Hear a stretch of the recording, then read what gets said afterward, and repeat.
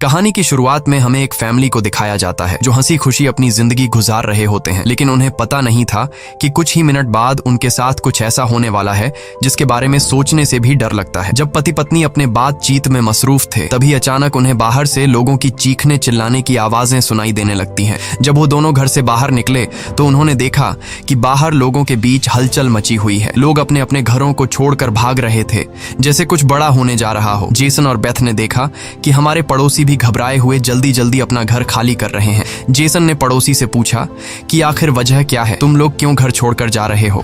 लेकिन वो लोग इतने जल्दी में थे कि उन्होंने जेसन की बात का कोई जवाब नहीं दिया। वहीं उन्होंने देखा कि पड़ोसी का बेटा भी अपना सामान पैक कर रहा है। जेसन ने जब उस बच्चे से पूछा कि तुम लोग कहाँ जा रहे हो, तो उस बच्चे ने जवाब दिया कि मेरे पापा का एक दोस्त गवर्नमेंट ऑफिसर है। उन्होंने कहा कि एक बहुत ही जहरीला वायरस फैल चुका है जो एक नॉर्मल इंसान को मॉन्स्टर में बदल देता है। लेकिन तभी वहाँ उस बच्चे की माँ आ गई और उसे पकड़कर वहाँ से ले जाने लगी। जेसन ने उससे पूछा कि आखिर ये बच्चा किस वायरस की बात कर रहा है, जिस पर इस बच्चे की माँ ने कहा कि अभी बताने का वक्त नहीं है, अपनी वाइफ और बेटी को लो और इस शहर से जितना हो सके दूर निकल जाओ। ये सुनकर जेसन और बेथ बहुत ज्यादा घबरा गए। उसके बाद जेसन बिना सोचे समझे अपनी फैमिली को गाड़ी में बिठाकर शहर से बाहर ले जाने लगता है। मगर रास्ते में उन्होंने देखा कि जो पड़ोसी भाग रहे थे वो वापस लौट रहे हैं। ये देखकर उन्हें और भी अजीब लगने लगा। आगे जाकर ये लोग ट्रैफिक में फंस जाते हैं। जब जेसन और उसकी फैमिली गाड़ी से बाहर उतरे तो उन्होंने देखा कि शहर से बाहर निकलने वाला अकेला रास्ता पुलिस ने बंद कर दिया है। आसमान में यहाँ वहाँ हेलीकॉप्टर्स पहरा देने लगे। लोगों को बताया जाने लगा कि शहर में एक जहरीला वायरस फैल गया है और तुम लोगों को जल्दी से घर वापस लौटना चाहिए। ये बात सुनकर जेसन को कुछ अजीब लगा कि जब शहर में वायरस फैल गया है तो लोगों को शहर से बाहर निकालने के बजाय उन्हें शहर में ही क्यों रहने को कहा जा रहा है। तभी अचानक पास की पहाड़ से एक बड़ा सा पत्थर उनके कार पर आ गिरा। ये देखकर वो लोग बहुत ज्यादा घबरा गए। पहाड़ हिलने लगा। तभी उस पहाड़ के पीछे से दो मिलिट्री के फाइटर जेट्स निकलकर शहर की तरफ बढ़े। वो दो फाइटर जेट्स पूरे शहर पर बमों की बारिश करने लगे, जिससे पूरा शहर राख में बदल गया। जेसन की वाइफ बेथ को फौरन समझ आ गया कि अगर वो पुलिस की बात मानकर घर लौट जाते तो उनका अंजाम बहुत बुरा होने वाला था। उसके बाद वो फाइटर जेट्स सड़क पर मौजूद लोगों की तरफ बढ़ने लगे। ये देखकर सभी लोगों में हलचल मच गई। अब सबको समझ आया कि गवर्नमेंट उन्हें मारना चाहती है। सभी अपनी जान बचाने के लिए यहाँ वहाँ भागने लगे, पर जेसन और बेथ को समझ आया कि वो कहीं भी भाग लें, वो फाइटर जेट्स उन्हें मारकर ही रहेंगे। तभी बेथ ने पीछे मुड़कर पहाड़ पर एक स्कूल देखा और उसे लगा कि बचने के लिए वो जगह बेहतर रहेगी। जिसके बाद जेसन बेथ और जोई को लेकर स्कूल की तरफ पहाड़ पर चढ़ने लगे। पीछे ब्रिज पर मौजूद लोगों पर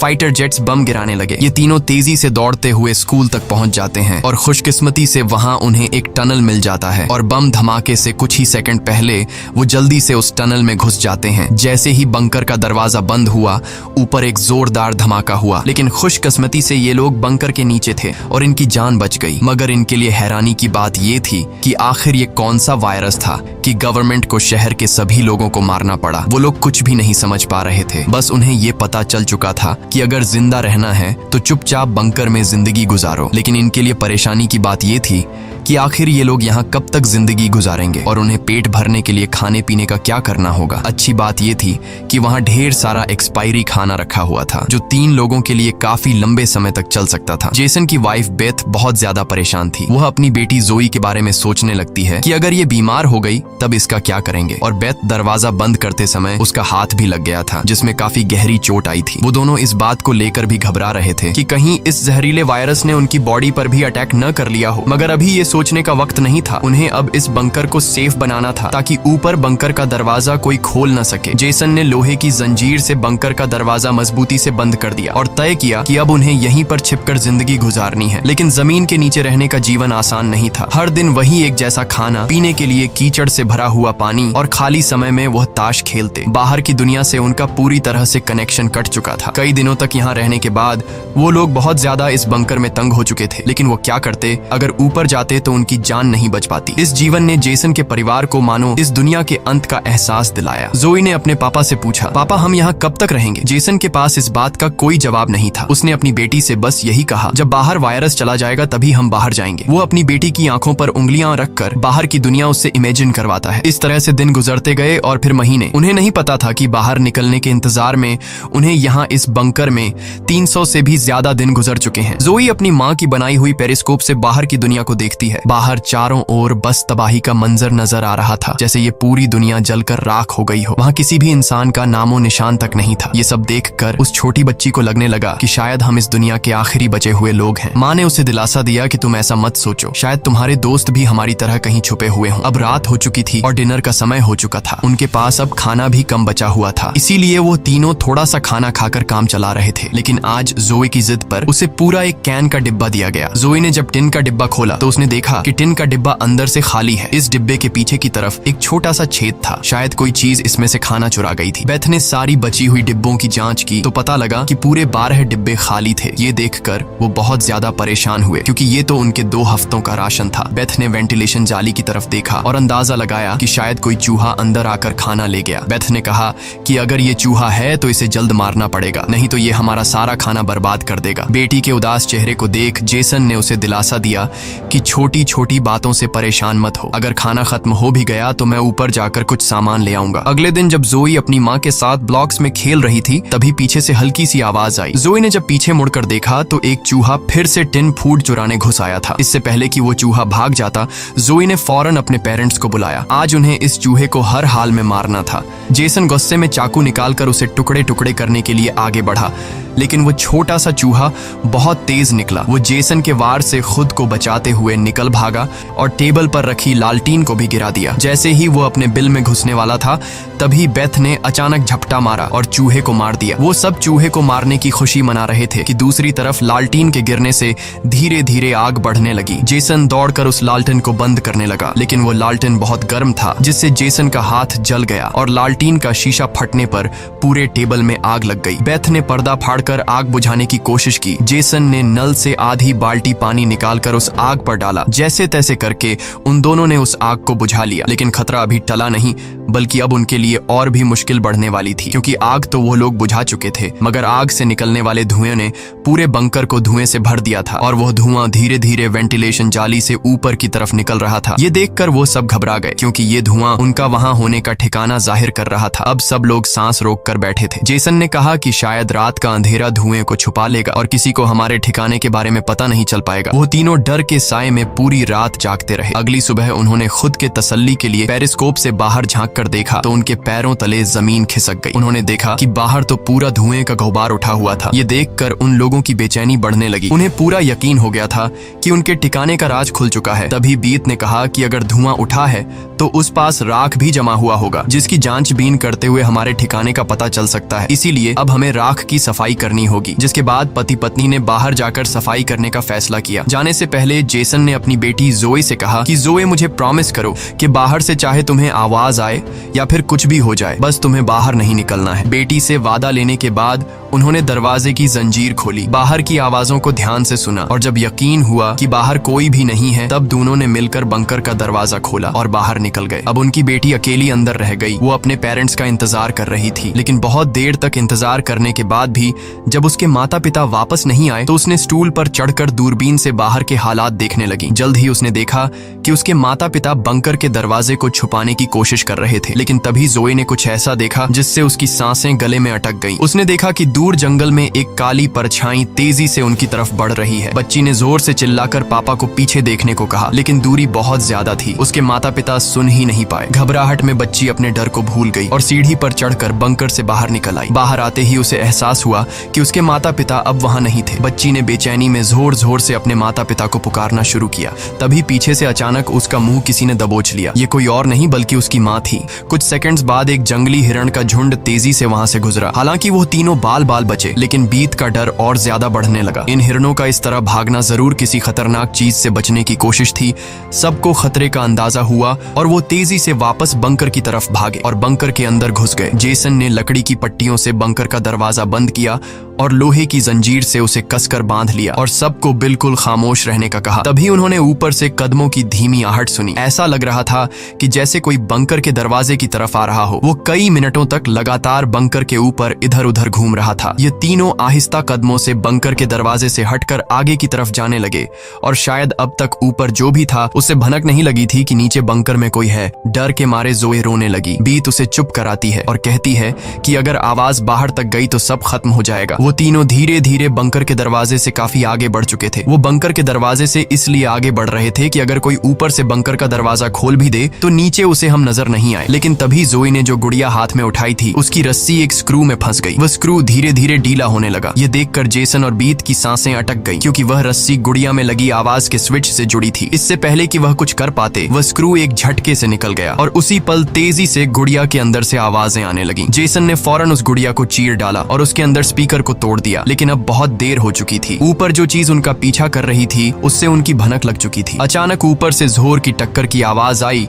और फिर भारी कदमों की गूंज सीधा बंकर के दरवाजे के ऊपर रुक गई। उसने आखिरकार उनका ठिकाना ढूंढ ही लिया और उसे खोलने की कोशिश करने लगा। वह बंकर के ढक्कन को जोर से धकेल रहा था और जंजीरों से बंद होने के बावजूद खतरा साफ महसूस हो रहा था। और ऊपर के राक्षस को पता चल चुका था कि जरूर नीचे कोई मौजूद है। हालांकि वह दरवाजा मजबूत जंजीरों से बंद था, लेकिन उस चीज की भयानक ताकत के सामने वह जंजीरें एक एक करके टूटने लगी। यह देखकर जेसन को पता चल चुका था कि दरवाजा अब ज्यादा देर टिक नहीं पाएगा। इसलिए वो तेजी से अंदर भागा और वाटर पंप का पाइप उखाड़ने लगा। यहाँ बेथ ने भी हिम्मत दिखाई और सीढ़ी पर चढ़कर अपने शरीर का वजन इस्तेमाल करते हुए चैन को खींचकर दरवाजा बंद रखने की कोशिश करने लगी। लेकिन फिर भी लोहे का ढक्कन धीरे धीरे खुलने लगा। तभी उसी वक्त दरवाजे के ऊपर एक काला साया नजर आया, जिसकी आंखें एक बल्ब जैसी चमक रही थीं, जैसे उन तीनों की मौत ऊपर से उनको देख रही हो। जेसन ने बिना सोचे पाइप से उस पर हमला कर दिया, जिससे वो पीछे गिर पड़ा। जेसन ने जल्दी से वो पाइप दरवाजे में फंसाकर दरवाजे को बंद कर दिया और वो चीज वहां से भाग जाती है। लेकिन जेसन का शरीर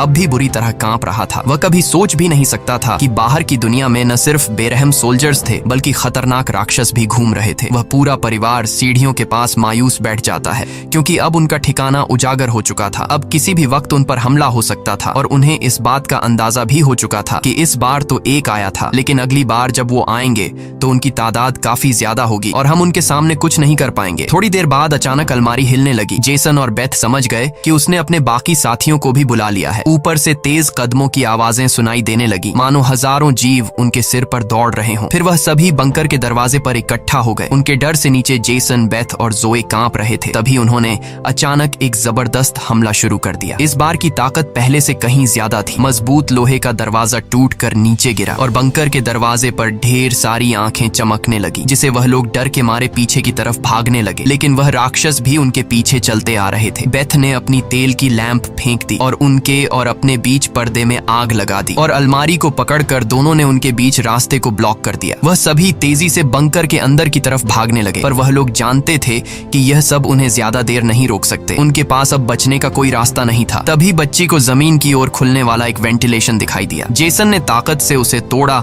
और पूरी जान लगाकर अपनी पत्नी और बेटी को बाहर की ओर धकेल दिया। लेकिन जब खुद बाहर निकलने की कोशिश की तो तंग जगह के कारण वह अटक गया। दूसरी तरफ राक्षस उसकी ओर बढ़ रहे थे। अब जैसे तैसे करके जेसन को यहाँ से निकलना था। उसे कोई दूसरा रास्ता नजर नहीं आया, इसलिए उसने अपने कंधे की हड्डी तोड़ डाली, जिससे वह दर्द से चीखने लगा। पर जल्दी से वह खुद को संभालकर वेंटिलेशन में घुस गया। बेथ बिना समय गवाए पूरी ताकत से जेसन को बाहर खींचने लगी। जेसन जैसे ही बाहर निकलने ही वाला था, तभी एक विशाल जीवी ने आकर जेसन के पैर को पकड़ लिया। जेसन समझ गया कि अब उसका बच पाना नामुमकिन है। अब भाग निकलने की कोई उम्मीद नहीं थी। जेसन ने अपनी पत्नी से आंखें मिलाते हुए कहा कि जो भी हो जाए जोए को कुछ नहीं होने देना, और अगले ही पल वह राक्षस उसे बंकर में खींच लेता है। लेकिन जेसन बंकर में राक्षस से डरने के बजाय उनसे कहता है कि आओ देखता हूँ तुम में कितना दम है। बेथ और जोए ने जब नीचे देखा तो बंकर में से तेज चीखने की आवाजें आ रही थीं। बेथ समझ गई कि उसका पति उन्हें भागने का समय देने के लिए लड़ रहा है। वह दर्द में भी अपनी बेटी को लेकर वहां से निकल पड़ी और राक्षस से बचते हुए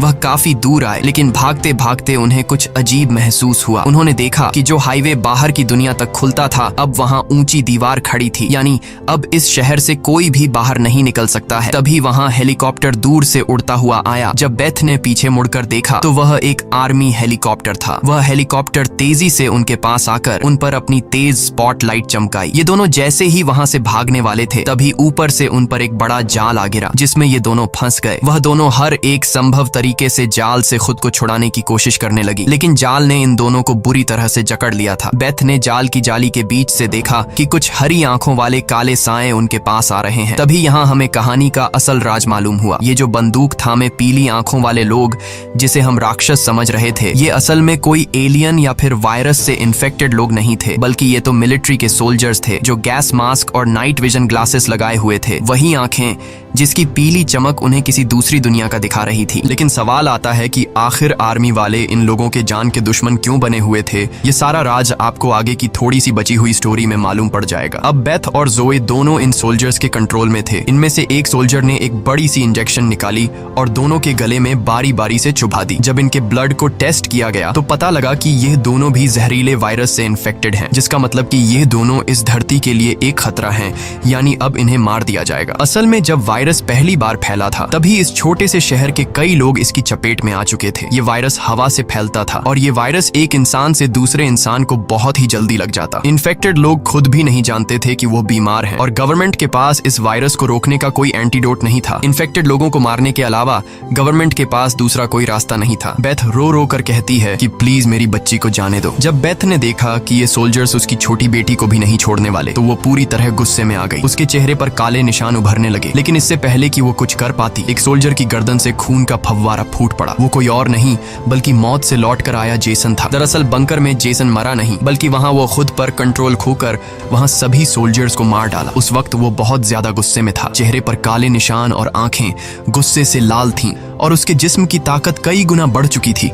और साफ दिख रहा था कि वो अब पहले वाला जेसन नहीं बल्कि वह एक अलग रूप में दिखाई दे रहा था। वो सोल्जर्स पर झपट झपट कर उन्हें मारने लगा, लेकिन वह गर्म हथियारों की गोलियों को नहीं रोक पाया और जमीन पर गिर गया। जब वो सोल्जर बेथ और जोई की तरफ बढ़े तो वह दोनों जाल तोड़कर भाग चुकी थीं। सोल्जर्स उन्हें यहाँ वहां ढूंढने लगे, लेकिन उन्हें ये अंदाजा नहीं था कि बेथ भी एक राक्षसी रूप में बदल चुकी थी। उसने जोई को एक कार के अंदर छुपा दिया और खुद उन सोल्जर्स से लड़ने लगी। उसने कई सोल्जर्स को मार गिराया और फिर खुद भी गोली लगने से कार की छत पर गिर पड़ी। अंधेरे में छुपी उसकी बेटी ने यह सब देख लिया। अपने माता पिता की हालत देखकर वह भी गुस्से में आकर अपना आपा खो बैठी। एक छलांग में उसने एक सोल्जर को गिराकर उसका मास्क तोड़ दिया और उसे मारने ही वाली थी कि बेथ ने समय रहते उसे रोक दिया। वो नहीं चाहती थी कि उसकी बेटी भी एक दरिंदा बन जाए। बेथ ने उसे शांत किया। धीरे धीरे लड़की की नसों की हरियाली गायब हो गई और वो फिर से इंसान में बदल गई। लेकिन सोल्जर की किस्मत इतनी अच्छी नहीं थी। उसका सेफ्टी मास्क टूट चुका था और वो धीरे धीरे वायरस से इन्फेक्टेड हो गया। दूसरी तरफ जेसन की हालत बहुत गंभीर थी। उसने बेटी के चेहरे को देखकर अपने हाथ की 2 उंगलियां उसकी आंखों से फेरी और जेसन ने हमेशा के लिए आंखें बंद कर लीं। उसी वक्त एक और हेलीकॉप्टर आ गया। बेथ अपनी बेटी को लेकर भागी। कबाड़ के ढेर से गुजरते हुए वो एक सुरंग में घुस गए। तभी वहां एक रोशनी उनकी आंखों पर पड़ी। देखने पर पता चला कि सामने वही पड़ोस का छोटा लड़का था जिसे हमने कहानी की शुरुआत में देखा था। फिर ये दोनों उसके पीछे चल पड़े। वो लड़का उन्हें एक गुफा जैसी टनल में ले पहुंचा जहां उस लड़के के माता पिता और भी कई सारे लोग छुपे हुए थे। असल में वहां उनके जैसे ही वायरस से इन्फेक्टेड लोग थे। जिंदा रहने के लिए वो सभी अंधेरे में चूहे जैसी जिंदगी गुजारने पर मजबूर थे। ये वायरस खतरनाक जरूर था लेकिन जानलेवा नहीं। ये वायरस इन्फेक्टेड इंसान के जिस्म पर तब ज्यादा जोर करता जब वो डर जाता या फिर गुस्से पर काबू नहीं रख पाता। लेकिन असल में उन लोगों ने खुद पर काबू पाना सीख लिया था। वो लोग शहर के सोल्जर्स को राक्षस समझते थे लेकिन असल में वो खुद राक्षस थे। इसी के साथ ये कहानी खत्म हो जाती है। अगर वीडियो आपको अच्छी लगी हो तो हमारे चैनल को सब्सक्राइब और वीडियो को लाइक जरूर कीजिएगा।